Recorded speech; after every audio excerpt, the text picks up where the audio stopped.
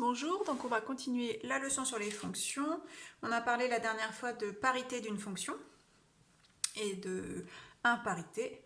Donc maintenant, on va voir pour les fonctions de référence ce qu'il se passe, même si on l'a déjà étudié dans un précédent chapitre. Alors déjà, première chose, il y a un petit bug de mise en page sur votre cours. Les deux figures qui sont là et là, elles devraient être pas ici. Donc celle-ci, c'est pour la fonction cube, donc pour le petit b. Et celle-ci, c'est pour la fonction carré, donc elle devrait être à la place. Donc il faudrait les inverser et celle-ci va là. Alors, on commence avec la fonction carré. Donc la fonction carré, c'est f de x égale x carré. Donc on sait depuis un petit moment que c'est une fonction qui est paire. On le voit graphiquement.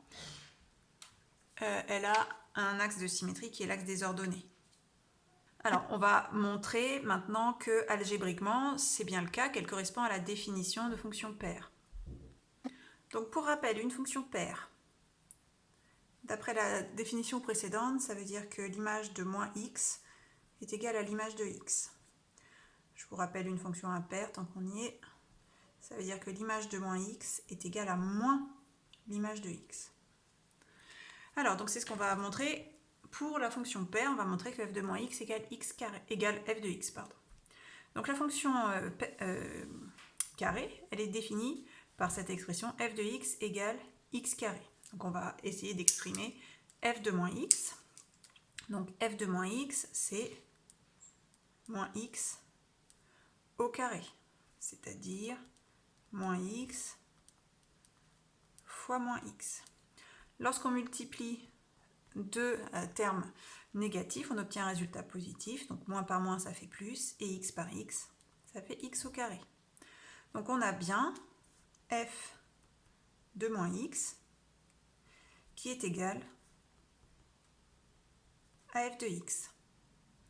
Donc ça prouve bien que la fonction carré est une fonction paire. On va faire la même chose pour la fonction cube. Alors si on regarde la représentation graphique, on constate qu'on a un centre de symétrie qui est l'origine du repère. Donc ça nous met sur la voie du fait que la fonction cube est une fonction impaire, donc qui satisfait normalement cette égalité. Donc c'est ce qu'on va vérifier en dessous. Donc la fonction f de x égale x cube, c'est la fonction cube, et on va exprimer f de moins x. Donc f de moins x, c'est moins x au cube, c'est-à-dire moins x fois moins x fois moins x.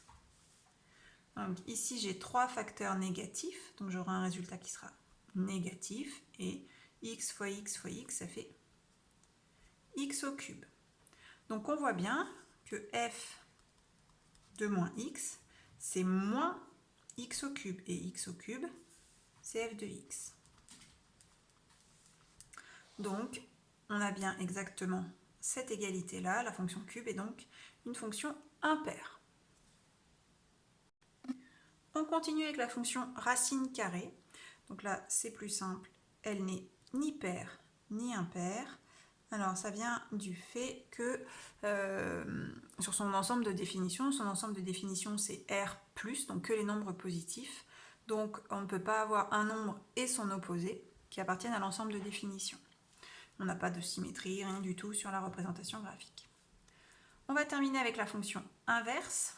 Donc pour cette fonction inverse, on dit qu'elle est impaire, donc il faut qu'on arrive à montrer cette égalité-là.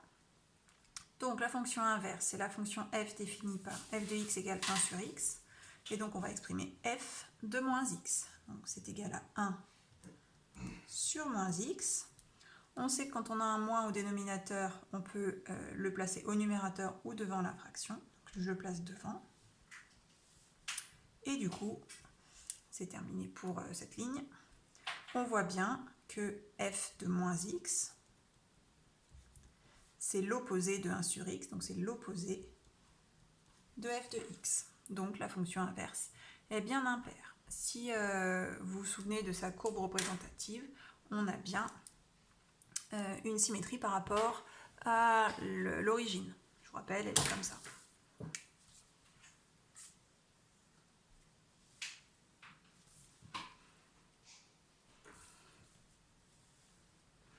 Voilà, donc si je prends un nombre ici, son image, là, f de x, si je prends l'opposé de ce nombre, son image est bien l'opposé de f de x.